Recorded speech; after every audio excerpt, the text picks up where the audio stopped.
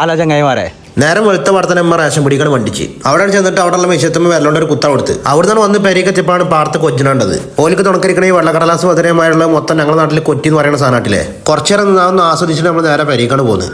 ഇതാണ് നമ്മളെ പെരിയിൽ ഞങ്ങളെല്ലാവരും കുളം എന്ന് പറയുന്നത് നമ്മളെ പ്രൈവറ്റ് സ്വിമ്മിംഗ് പൂള്.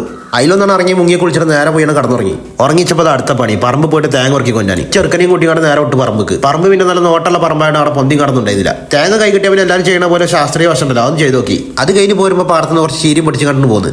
അത് കഴിഞ്ഞ് പോരുമ്പോൾ ഇത് കണ്ട് ആസ്വദിച്ച് നിൽക്കുമ്പോഴാണ് ചെങ്ങായിനെ വിളി പൂരത്തിന് പോകില്ലേന്ന്. പിന്നെ നോക്കില്ല പെരയിൽ വന്ന് കണ്ട് നമ്മളെ പടക്കുതിരി എടുത്തിട്ട് നേരെ വിട്ടു അവൻ്റെ പെരേക്ക്. അവിടുന്ന് ഈ രണ്ട് കുരണ്ടികളി വണ്ടി കയറ്റി കണ്ടാണ് വിട്ടു. ഊരണ്ട് പറഞ്ഞിട്ട് ഏതോ കാട്ടുകട ഈ കുരണ്ടി കൊണ്ടുള്ളത്. കുറച്ചുകൂടെ കഴിഞ്ഞപ്പോൾ നമ്മൾ അമ്പലത്തിന്റെ കവാടം കണ്ട് ആണ് ചെല്ലുമ്പോഴുള്ള കൊട്ടാണ് കേട്ടപ്പോൾ തന്നെ നമ്മൾ രണ്ട് സ്റ്റെപ്പാണിട്ട്.